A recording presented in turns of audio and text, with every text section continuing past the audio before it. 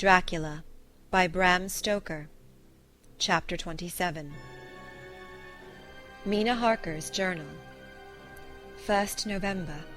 All day long we have travelled, and at a good speed. The horses seem to know that they are being kindly treated, for they go willingly their full stage at best speed. We have now had so many changes, and find the same thing so constantly, that we are encouraged to think that the journey will be an easy one. Dr. Van Helsing is laconic. He tells the farmers that he is hurrying to Bistritz, and pays them well to make the exchange of horses. We get hot soup, or coffee, or tea, and off we go. It is a lovely country, full of beauties of all imaginable kinds, and the people are brave and strong and simple, and seem full of nice qualities. They are very, very superstitious. In the first house where we stopped, when the woman who served us saw the scar on my forehead, she crossed herself and put out 2 fingers towards me to keep off the evil eye. I believe they went to the trouble of putting an extra amount of garlic into our food, and I can't abide garlic. Ever since then I have taken care not to take off my hat or veil, and so have escaped their suspicions. We are travelling fast, and as we have no driver with us to carry tales, we go ahead of scandal. But I dare say that fear of the evil eye will follow hard behind us all the way. The Professor seems tireless. All day he would not take any rest, though he made me sleep for a long spell. At sunset time he hypnotized me, and he says I answered as usual, darkness, lapping water, and creaking wood. So our enemy is still on the river. I am afraid to think of Jonathan, but somehow I have now no fear for him, or for myself. I write this whilst we wait in a farmhouse for the horses to be ready. Dr. Van Helsing is sleeping. Poor dear, he looks very tired and old and grey, but his mouth is set as firmly as a conqueror's. Even in his sleep he is intense with resolution. When we have well started, I must make him rest whilst I drive. I shall tell him that we have days before us, and he must not break down when most of all his strength will be needed. All is ready. We are off shortly. 2nd November, morning. I was successful, and we took turns driving all night. Now the day is on us, bright though cold. There is a strange heaviness in the air. I say heaviness for want of a better word. I mean that it oppresses us both. It is very cold, and only our warm furs keep us comfortable. At dawn, Van Helsing hypnotized me. He says I answered, darkness, creaking wood, and roaring water. So the river is changing as they ascend. I do hope that my darling will not run any chance of danger more than need be, but we are in God's hands. 2nd November, night. All day long driving. The country gets wilder as we go, and the great spurs of the Carpathians, which at Veresti seemed so far from us and so low on the horizon, now seem to gather round us and tower in front. We both seem in good spirits. I think we make an effort each to cheer the other. In the doing so we cheer ourselves. Dr. Van Helsing says that by morning we shall reach the Borgo Pass. The houses are very few here now, and the Professor says that the last horse we got will have to go on with us, as we may not be able to change. He got 2 in addition to the 2 we changed, so that now we have a rude 4 in hand. The dear horses are patient and good, and they give us no trouble. We are not worried with other travellers, and so even I can drive. We shall get to the pass in daylight. We do not want to arrive before, so we take it easy, and have each a long rest in turn. Oh, what will tomorrow bring to us? We go to seek the place where my poor darling suffered so much. God grant that we may be guided aright, and that he will deign to watch over my husband and those dear to us both, and who are in such deadly peril. As for me, I am not worthy in his sight.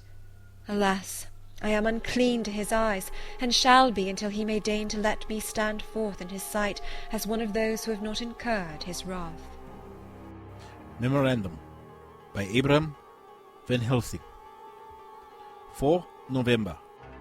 This to my old and true friend John Seward, M.D. of Purfleet, London. In case I may not see him, it may explain. It is morning, and I write by a fire which all the night I have kept alive, Madam Mina aiding me. It is cold, cold, so cold that the grey heavy sky is full of snow, which when it falls will settle for all winter, as the ground is hardening to receive it. It seemed to have affected Madam Mina. She has been so heavy of head all day that she was not like herself. She sleeps and sleeps and sleeps. She, who is usually so alert, have done literally nothing all the day. She even have lost her appetite. She make no entry into her little diary, she who writes so faithful at every pause. Something whisper to me that all is not well. However, tonight she is more vive. Her long sleep all day may have refreshed and restore her, for now she is all sweet and bright as ever. At sunset I try to hypnotize her, but alas, with no effect. The power has grown less and less with each day, and tonight it failed me altogether. Well, God's will be done, whatever it may be, and whithersoever it may lead. Now to the historical, for as Madam Mina write not in her stenography, I must, in my cumbrous old fashion, that so each day of us may not go unrecorded. We got to the Borgo Pass just after sunrise yesterday morning. When I saw the signs of the dawn, I got ready for the hypnotism. We stopped our carriage, and I got down so that there might be no disturbance. I made a couch with furs, and Madam Mina, lying down, yielded herself as usual, but more slow and more short time than ever, to the hypnotic sleep. As before came the answer, darkness and the swirling of water. When she woke, bright and radiant, and we go on our way, and soon reached the pass. At this time and place she become all on fire with zeal. Some new guiding power in her manifested, for she point to a road and say, "This is the way." "How you know it?" I ask. "Of course I know it," she answer, and with a pause add, "Have not my Jonathan travelled it, and wrote of his travel?" At first I think somewhat strange, but soon I see that there be only one such by-road. It is used but little, and very different from the coach road from the Bukovina to Bistritz, which is more wide and hard and more of use. So we came down this road. When we meet other ways, not always were we sure that they were roads at all, for they be neglect and light snow have fallen, the horses know, and they only. I give rein to them, and they go on, so patient. By and by we find all things which Jonathan have note in that wonderful diary of him. Then we go on for long, long hours and hours. At the first I tell Madam Mina to sleep. She try, and she succeed. She sleep all the time, till at the last I feel myself too suspicious grow, and attempt to wake her. But she sleep on, and I may not wake her though I try. I do not wish to try too hard, lest I harm her, for I know that she hath suffered much, and sleep at times be all in all to her. I think I drowse myself, for all of a sudden I feel guilt, as though I have done something. I find myself bolt up, with the reins in my hands, and the good horses go along jog jog, just as ever. I look down and find Madam Mina still asleep. It is now not far off sunset time, and over the snow the light of the sun flow in big yellow flood, so that we throw great long shadow on where the mountain rise so steep. For we are going up, and all is oh so wild and rocky, as though it were the end of the world. Then I rouse Madam Mina. This time she wake with not much trouble, and then I try to put her to hypnotic sleep. But she sleep not, being as though I were not. Still I try and try, till all at once I find her and myself in dark. So I look around and find that the sun have gone down. Madam Mina laugh, and I turn and look at her.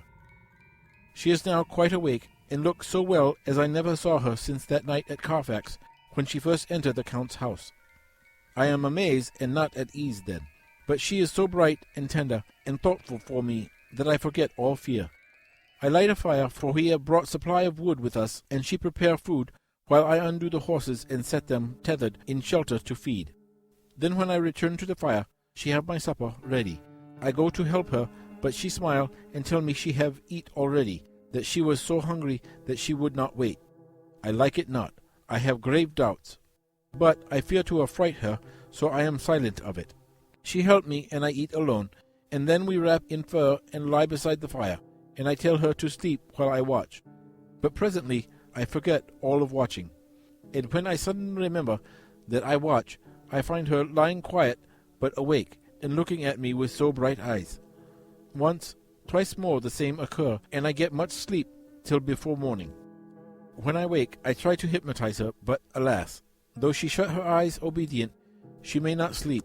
The sun rise up and up and up, and then sleep come to her too late, but so heavy that she will not wake.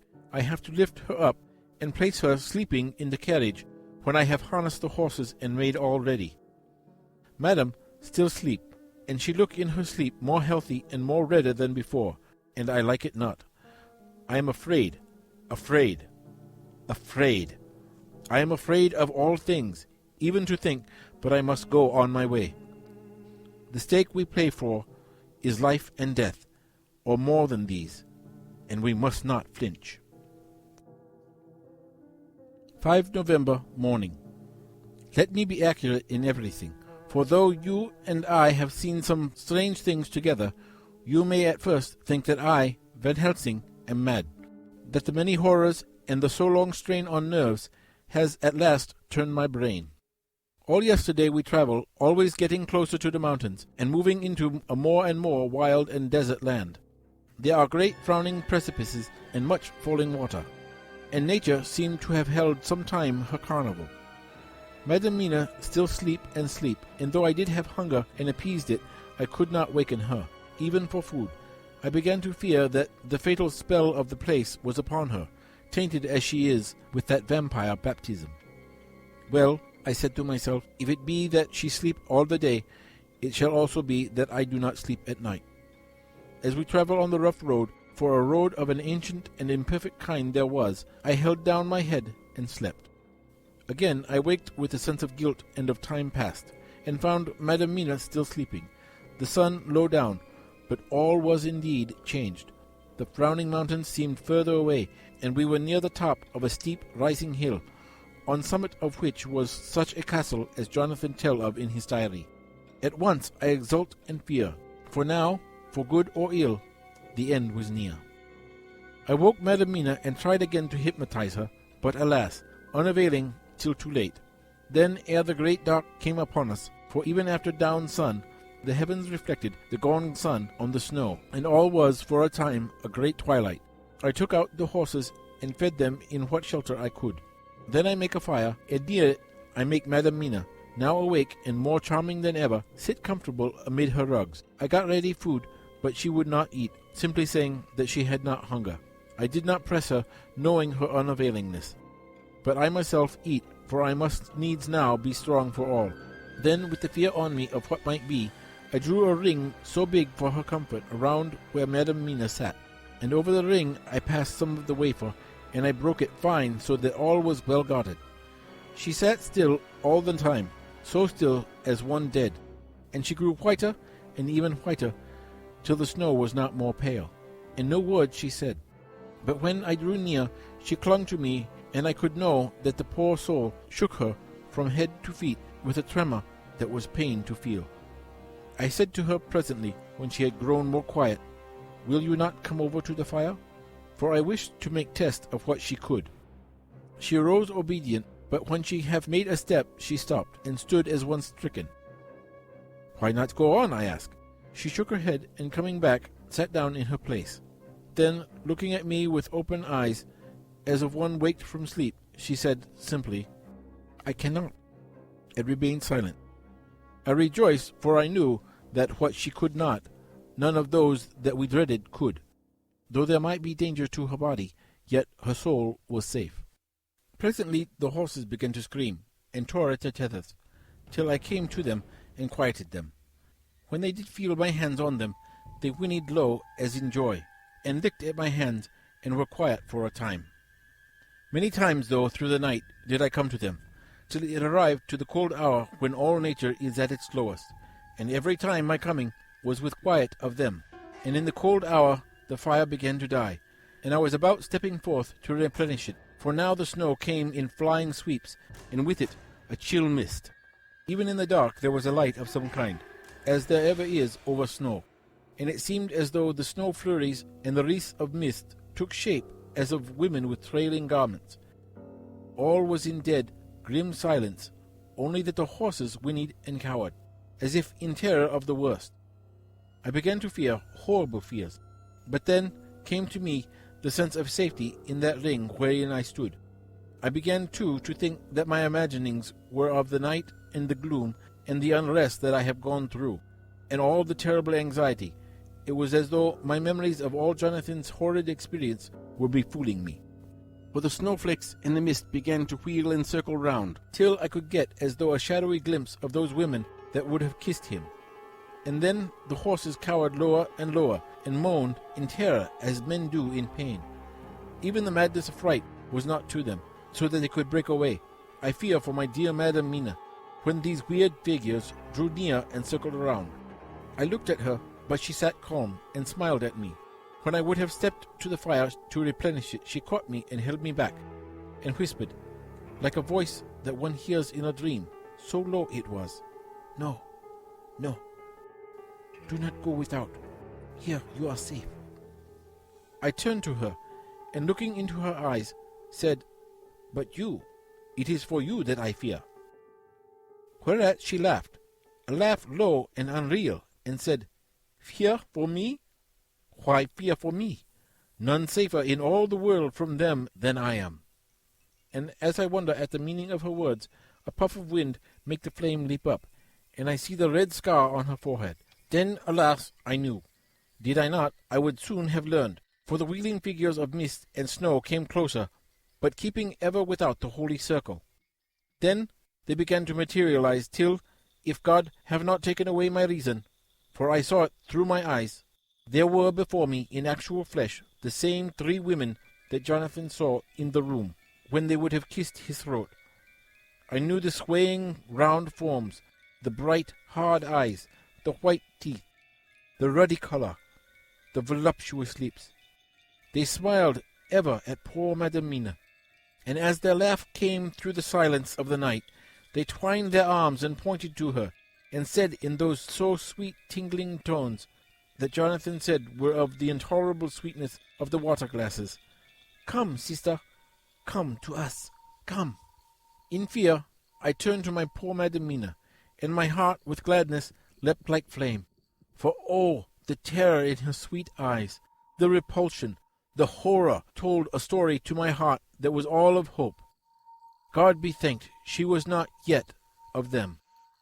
I seized some of the firewood which was by me, and holding out some of the wafer, advanced on them towards the fire. They drew back before me, and laughed their low, horrid laugh. I fed the fire, and feared them not, for I knew that we were safe within the ring, which she could not leave no more than they could enter. The horses had ceased to moan, and lay still on the ground. The snow fell on them softly, and they grew whiter. I knew that there was for the poor beasts no more of terror. And so we remained till the red of the dawn began to fall through the snow gloom. I was desolate and afraid, and full of woe and terror, but when that beautiful sun began to climb the horizon, life was to me again. At the first coming of the dawn, the horrid figures melted in the whirling mist and snow. The wreaths of transparent gloom moved away towards the castle and were lost. Instinctively, with the dawn coming, I turned to Madam Mina, intending to hypnotize her, but she lay in a deep and sudden sleep, from which I could not wake her. I tried to hypnotize her through her sleep, but she made no response, none at all, and the day broke. I fear yet to stir. I have made my fire and have seen the horses. They are all dead. Today I have much to do here, and I keep waiting till the sun is up high, for there may be places where I must go, where that sunlight, though snow and mist obscure it, will be to me a safety. I will strengthen me with breakfast, and then I will do my terrible work. Madam Mina still sleeps, and God be thanked, she is calm in her sleep. Jonathan Harker's Journal. 4 November, evening. The accident to the launch has been a terrible thing for us. Only for it we should have overtaken the boat long ago, and by now my dear Mina would have been free. I fear to think of her, off on the wolds near that horrid place. We have got horses, and we follow on the track. I note this whilst Godalming is getting ready. We have our arms. The Szgany must look out if they mean to fight. Oh, if only Morris and Seward were with us! We must only hope. If I write no more, good-bye, Mina. God bless and keep you. Dr. Seward's Diary, 5 November. With the dawn we saw the body of Shani before us, dashing away from the river with their litre wagon. They surrounded it in a cluster, and hurried along as though beset. The snow is falling lightly, and there is a strange excitement in the air. It may be our own feelings, but the depression is strange. Far off I hear the howling of wolves. The snow brings them down from the mountains, and there are dangers to all of us, and from all sides. The horses are nearly ready, and we are soon off. We ride to death of someone. God alone knows who, or where, or what, or when, or how it may be. Dr. Van Helsing's Memorandum. 5 November afternoon. I am at least sane. Thank God for that mercy at all events, though the proving has been dreadful. When I left Madam Mina sleeping within the holy circle, I took my way to the castle. The blacksmith hammer which I took in the carriage from Vercity was useful. Though the doors were all open, I broke them off the rusty hinges, lest some ill intent or ill chance should close them, so that, being entered, I might not get out. Jonathan's bitter experience served me here. By memory of his diary, I found my way to the old chapel, for I knew that here my work lay. The air was oppressive. It seemed as if there was some sulphurous fume, which at times made me dizzy. Either there was a roaring in my ears, or I heard afar off the howl of wolves. Then I bethought me of my dear Madam Mina, and I was in terrible plight. The dilemma had me between his horns. Her I had not dared to take into this place, but left safe from the vampire in that holy circle. And yet, even there would be the wolf. I resolved me that my work lay here, and that as to the wolves we must submit, if it were God's will. At any rate, it was only death and freedom beyond, so I did choose for her. Had it been but for myself, the choice had been easy. The maw of the wolf were better to rest in than the grave of the vampire. So I make my choice and go on with my work. I knew that there were at least 3 graves to find, graves that are in habit. So I search and search, and I find one of them. She lay in her vampire sleep, so full of life and voluptuous beauty that I shudder as though I have come to do murder. Ah, I doubt not that in old time, when such things were, many a man who set forth to do such a task as mine found at the last his heart fail him, and then his nerve. So he delay and delay and delay, till the mere beauty and the fascination of the wanton undead have hypnotized him, and he remain on and on till sunset come, and the vampire's sleep be over. Then the beautiful eyes of the fair woman open and look love, and the voluptuous mouth present to a kiss, and the man is weak, and there remain one more victim in the vampire fold, one more to swell the grim and grisly ranks of the undead. There is some fascination, surely, when I am moved by the mere presence of such an one. Even lying as she lay in a tomb, fetid with age and heavy with dust of centuries, though there be that horrid odour, such as the layers of the Count have had. Yes, I was moved. I, Van Helsing, with all my purpose, and with my motive for hate. I was moved to a yearning for delay, which seemed to paralyze my faculties, and to clog my very soul. It may have been that the need of natural sleep and the strange oppression of the air were beginning to overcome me. Certain it was that I was lapsing into sleep, the open-eyed sleep of one who yields to a sweet fascination, when there came through the snow-stilled air a long, low wail, so full of woe and pity that it woke me like the sound of a clarion, for it was the voice of my dear Madam Mina that I heard. Then I braced myself again to my horrid task, and found, by wrenching away tomb tops, one other of the sisters, the other dark one. I dared not pause to look on her as I had on her sister, lest once more I should begin to be in thrall. But I go on searching until presently I find in a high great tomb as if made to one much beloved, that other fair sister, which, like Jonathan, I had seen to gather herself out of the atoms of the mist. She was so fair to look on, so radiantly beautiful, so exquisitely voluptuous, that the very instinct of man in me, which calls some of my sex to love and to protect one of hers, made my head whirl with no emotion. But God be thanked, that soul wail of my dear Madam Mina had not died out of my ears, and before the spell could be wrought further upon me, I had nerved myself to my wild work. By this time I had searched all the tombs in the chapel, so far as I could tell, and as there had been only 3 of these undead phantoms around us in the night, I took it that there were no more of active undead existent. There was one great tomb, more lordly than the rest. Huge it was, and nobly proportioned. On it was but one word: Dracula. This, then, was the undead home of the king vampire, to whom so many more were due.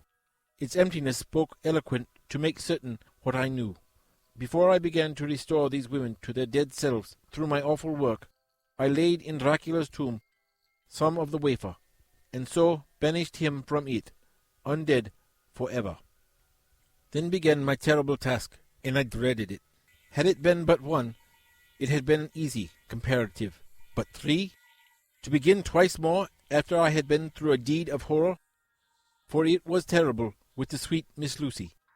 What would it not be with these strange ones who had survived through centuries, and who had been strengthened by the passing of the years, who would, if they could, have fought for their foul lives? Oh, my friend John, but it was butcher work. Had I not been nerved by my thoughts of other dead, and of the living over whom hung such a pall of fear, I could not have gone on. I tremble and tremble even yet, though till all was over, God be thanked, my nerve did stand. Had I not seen the repose in the first place, and the gladness that stole over it just ere the final disillusion came, as realization that the soul had been won, I could not have gone further with my butchery. I could not have endured the horrid screeching as the stake drove home, the plunging of writhing form, the lips of bloody foam. I should have fled in terror and left my work undone. But it is over, and the poor souls, I can pity them now and weep, as I think of them placid each in their full sleep of death for a short moment ere fading. For, friend John, hardly had my knife severed the head of each, before the whole body began to melt away and crumble into its native dust, as though the death that should have come centuries ago had at last asserted himself, and say at once and loud, I am here. Before I left the castle, I so fixed its entrances that never more can the Count enter there undead. When I stepped into the circle where Madam Mina slept, she woke from her sleep, and seeing me, cried out in pain that I had endured too much. Come, she said, come away from this awful place. Let us go to meet my husband, who is, I know, coming towards us. She was looking thin and pale and weak, but her eyes were pure and glowed with fervor. I was glad to see her paleness and her illness, for my mind was full of the fresh horror of that ruddy vampire sleep. And so, with trust and hope, and yet full of fear, we go eastward to meet our friends and him, whom Madam Mina tell me that she know are coming to meet us. Mina Harker's Journal, 6th November. It was late in the afternoon when the Professor and I took our way towards the east, whence I knew Jonathan was coming. We did not go fast, though the way was steeply downhill, for we had to take heavy rugs and wraps with us. We dared not face the possibility of being left without warmth in the cold and the snow. We had to take some of our provisions, too, for we were in a perfect desolation, and so far as we could see through the snowfall, there was not even the sign of habitation. When we had gone about a mile, I was tired with the heavy walking, and sat down to rest. Then we looked back, and saw where the clear line of Dracula's castle cut the sky. For we were so deep under the hill whereon it was set, that the angle of perspective of the Carpathian mountains was far below it. We saw it in all its grandeur, perched 1,000 feet on the summit of a sheer precipice, and with seemingly a great gap between it and the steep of the adjacent mountain on any side. There was something wild and uncanny about the place. We could hear the distant howling of wolves. They were far off, but the sound, even though coming muffled through the deadening snowfall, was full of terror. I knew from the way Dr. Van Helsing was searching about that he was trying to seek some strategic point where we would be less exposed in case of attack. The rough roadway still led downwards. We could trace it through the drifted snow. In a little while the Professor signalled to me, so I got up and joined him. He had found a wonderful spot, a sort of natural hollow in a rock, with an entrance like a doorway between two boulders. He took me by the hand and drew me in. "See," he said, "here you will be in shelter, and if the wolves do come, I can meet them one by one." He brought in our furs, and made a snug nest for me, and got out some provisions and forced them upon me. But I could not eat. To even try to do so was repulsive to me, and much as I would have liked to please him, I could not bring myself to the attempt. He looked very sad, but did not reproach me. Taking his field-glasses from the case, he stood on the top of the rock and began to search the horizon. Suddenly he called out, "Look, Madam Mina, look, look!" I sprang up and stood beside him on the rock. He handed me his glasses and pointed. The snow was now falling more heavily, and swirled about fiercely, for a high wind was beginning to blow. However, there were times when there were pauses between the snow-flurries, and I could see a long way round. From the height where we were it was possible to see a great distance, and far off, beyond the white waste of snow, I could see the river lying like a black ribbon in kinks and curls as it wound its way. Straight in front of us, and not far off, in fact so near that I wondered we had not noticed before, came a group of mounted men hurrying along. In the midst of them was a cart, a long lighter waggon which swept from side to side, like a dog's tail wagging, with each stern inequality of the road. Outlined against the snow as they were, I could see from the men's clothes that they were peasants or gypsies of some kind. On the cart was a great square chest. My heart leapt as I saw it, for I could feel that the end was coming. The evening was now drawing close, and well I knew that at sunset the thing, which was till then imprisoned there, would take new freedom, and could in any of the many forms elude pursuit. In fear I turned to the Professor. To my consternation, however, he was not there. An instant later I saw him below me. Round the rock he had drawn a circle, such as we had found shelter in last night. When he had completed it, he stood beside me again, saying, "At least here you shall be safe from him."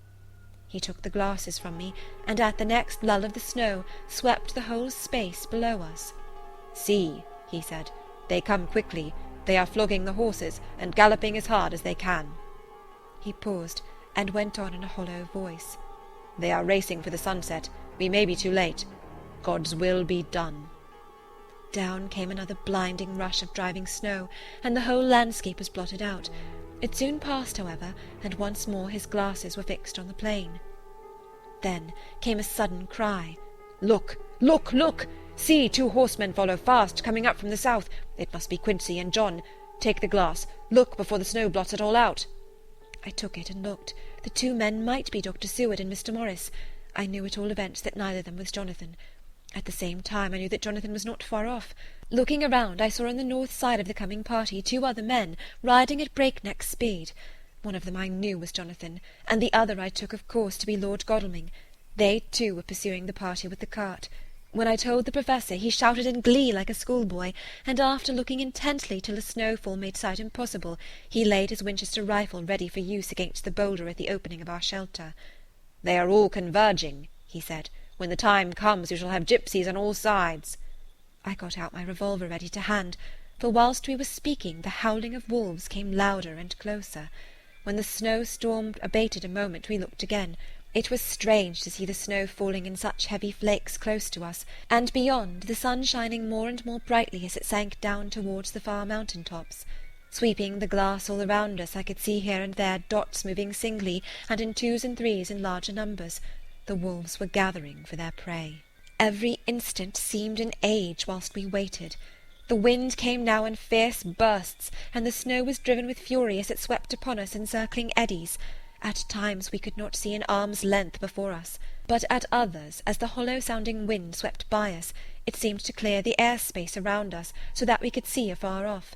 We had of late been so accustomed to watch for sunrise and sunset that we knew with fair accuracy when it would be, and we knew that before long the sun would set.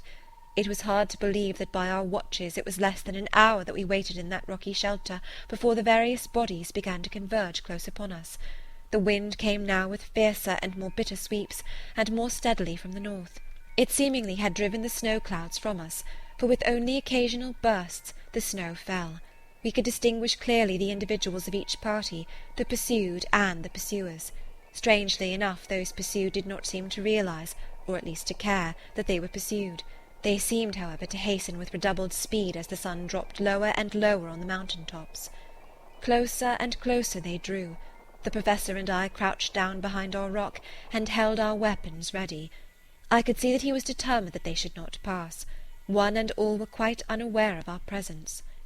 All at once 2 voices shouted out to "Halt!" One was my Jonathan's, raised in a high key of passion. The other, Mr. Morris's strong, resolute tone of quiet command. The gipsies may not have known the language, but there was no mistaking the tone, in whatever tongue the words were spoken.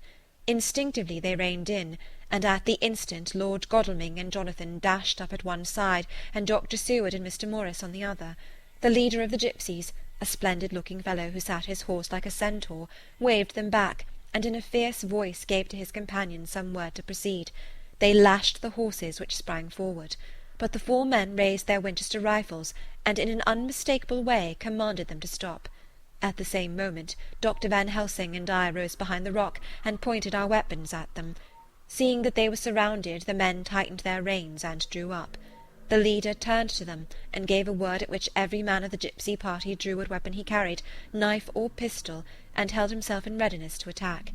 Issue was joined in an instant. The leader, with a quick movement of his rein, threw his horse out in front, and pointed first to the sun, now close down on the hill-tops, and then to the castle, said something which I did not understand. For answer, all 4 men of our party threw themselves from their horses and dashed towards the cart. I should have felt terrible fear at seeing Jonathan in such danger, but that the ardour of battle must have been upon me as well as upon the rest of them. I felt no fear, but only a wild, surging desire to do something. Seeing the quick movement of our parties, the leader of the gipsies gave a command. His men instantly formed round the cart in a sort of undisciplined endeavour, each one shouldering and pushing the other in his eagerness to carry out the order. In the midst of this I could see that Jonathan on one side of the ring of men, and Quincey on the other, were forcing a way to the cart. It was evident that they were bent on finishing their task before the sun should set. Nothing seemed to stop or even to hinder them. Neither the levelled weapons, nor the flashing knives of the gipsies in front, nor the howling of the wolves behind, appeared to even attract their attention. Jonathan's impetuosity, and the manifest singleness of his purpose, seemed to overawe those in front of him. Instinctively they cowered aside and let him pass. In an instant he had jumped upon the cart, and with a strength which seemed incredible, raised the great box, and flung it over the wheel to the ground. In the meantime Mr. Morris had had to use force to pass through his side of the ring of Sagny. All the time I had been breathlessly watching Jonathan, I had, with the tail of my eye, seen him pressing desperately forward, and had seen the knives of the gipsies flash as he won a way through them, and they cut at him. He had parried with his great bowie knife, and at first I thought that he too had come through in safety, but as he sprang beside Jonathan, who had by now jumped from the cart, I could see that with his left hand he was clutching at his side, and that the blood was spurting through his fingers.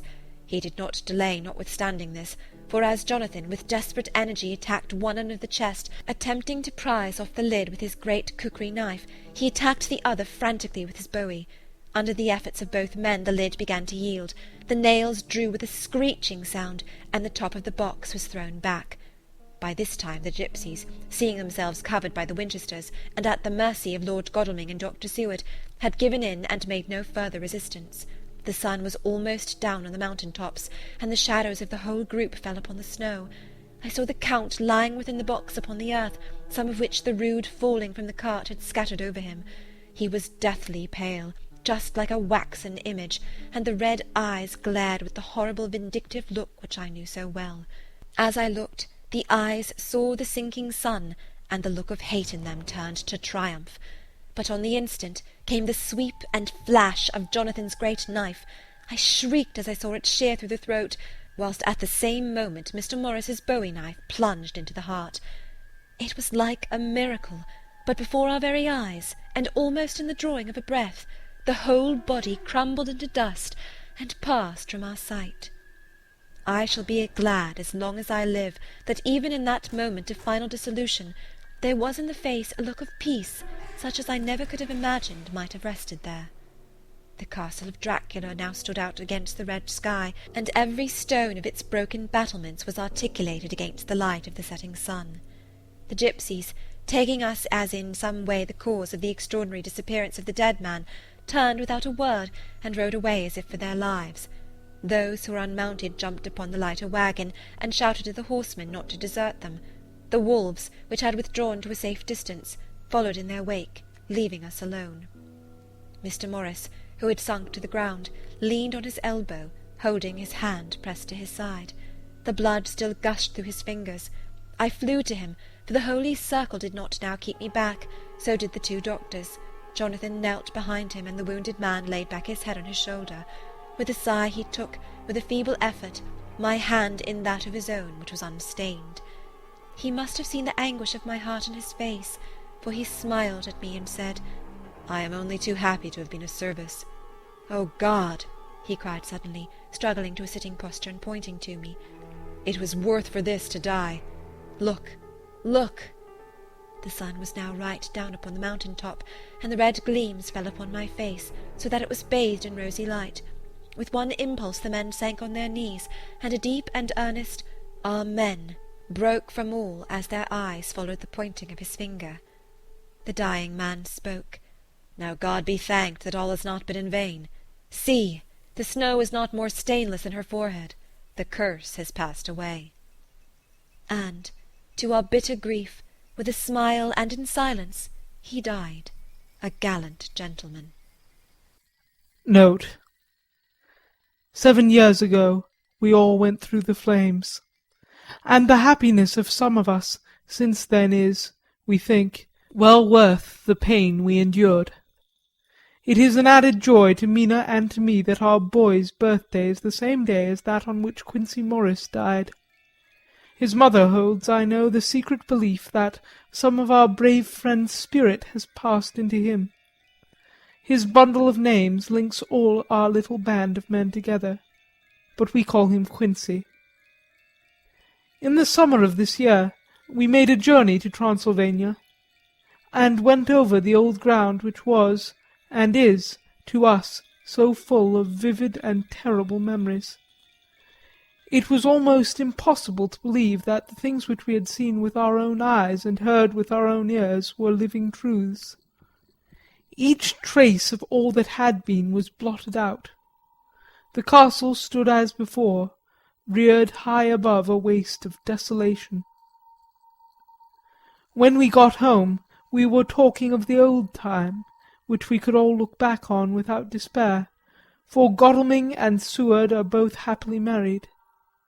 I took the papers from the safe where they had been ever since our return so long ago. We were struck with the fact that, in all the mass of material of which the record is composed, there is hardly one authentic document, nothing but a mass of typewriting, except the later notebooks of Mina and Seward and myself, and Van Helsing's memorandum. We could hardly ask anyone, even did we wish to accept these as proofs of so wild a story. Van Helsing summed it all up as he said, with our boy on his knee, "We want no proofs. We ask none to believe us. This boy will some day know what a brave and gallant woman his mother is. Already he knows her sweetness and loving care. Later on he will understand how some men so loved her that they did dare much for her sake." Jonathan Harker. End of chapter 27. End of Dracula by Bram Stoker.